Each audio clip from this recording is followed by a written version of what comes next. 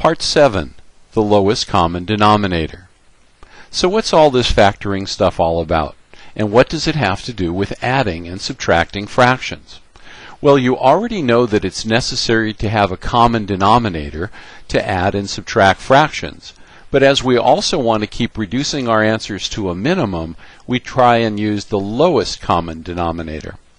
Now in arithmetic, factoring is one way to get the lowest common denominator. And in algebra, it's the only way to get the lowest common denominator.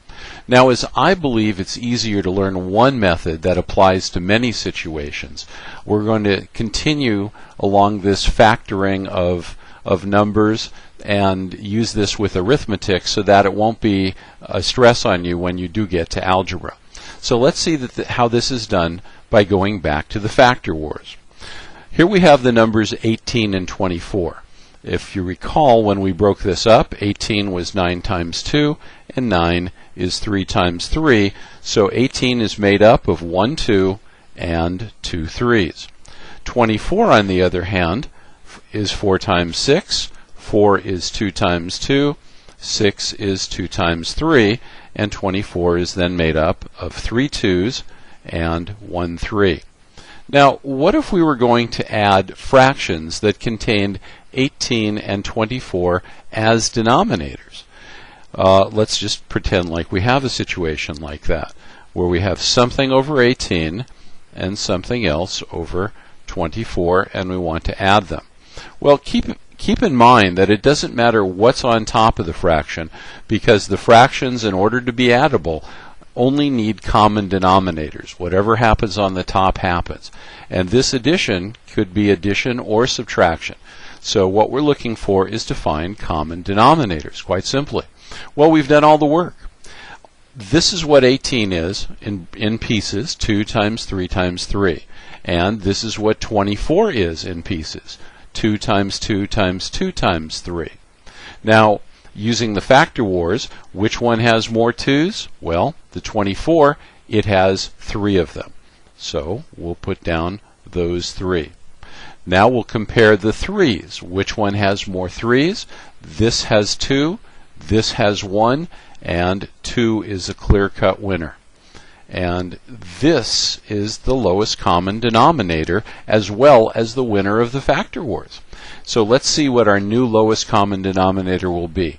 We could either use the pieces that we've broken them into as factors, or we'll multiply them together. Now remember, when you have many numbers to be multiplied, you can only multiply them 2 at a time. Multiplication is a binary operation, and that means you can only do them amongst 2. So 2 times 2 is 4, and 4 times 2 is 8. And let's move over here. 3 times 3 is 9, and we're left with 8 times 9 is 72. So the common denominator, the lowest common denominator between 18 and 24 is 72. Let's try 15 and 90 for denominators this time. What would be the lowest common denominator? Well, on this particular problem, 15 can be easily broken up into 3 times 5, and those are the pieces that make up 15.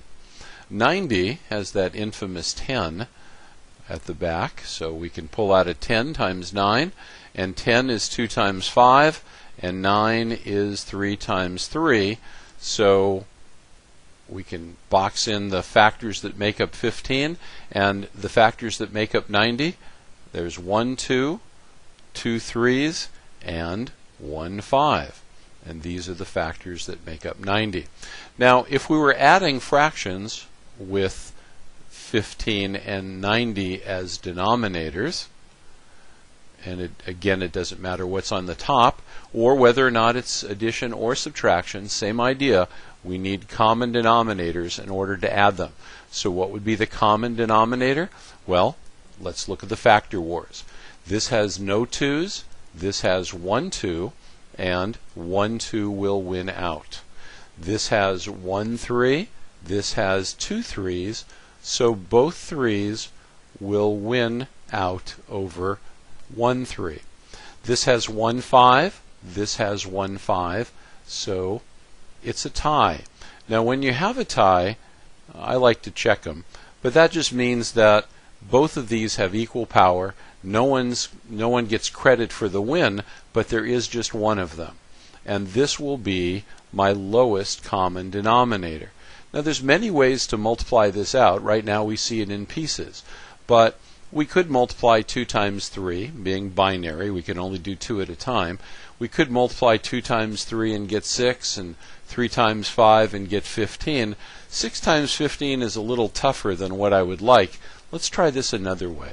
We could multiply 2 times 3 times 3 times 5, but we can make use of some of these rules of multiplication that I could take this 2 and multiply it to this 5 at the end. We can change the order easily because of the commutative property, and when we have more than 2 things to multiply, we can only do 2 at a time, so we then bring in the associative property. We group them together. So 2 times 5 is 10, and 3 times 3 is 9, and 9 times 10 is 90. Must get the same answer no matter how we do it. Now, this is an interesting situation because one of the participants in the addition turns out to be the common denominator for the entire problem. This happens sometimes, but no need to worry. It just means that 15 will need to be built up into a 90, and 90 is just okay by itself. So less work to be done. Let's try the same situation using 15 and 18. Now 15 is 3 times 5, and 18 is 2 times 9, and 9 is 3 times 3. So the pieces that make up 15 are 3 times 5. The pieces that make up 18 are 2 times 3 times 3. Now, if we were to play the factor wars here, which one has the most? Well, if we compared 2's, this has no 2's, this has 1 2, we get 1 2 as an answer. This has 1 3, this has 2 3's, so 2 3's would be our clear-cut winner. This has 1 5, this has no 5's, and 1 5 would be our winner. What we have left is our common denominator, our least common denominator. And once again, I think we have an answer pretty close to what we just started with. 2 times 5 is 10, and 3 times 3 is 9. So just as our preceding problem turned out to be a lowest common denominator of 90, as shown above, this has different numbers, at least the 18 is different, and we still get 90 as our lowest common denominator.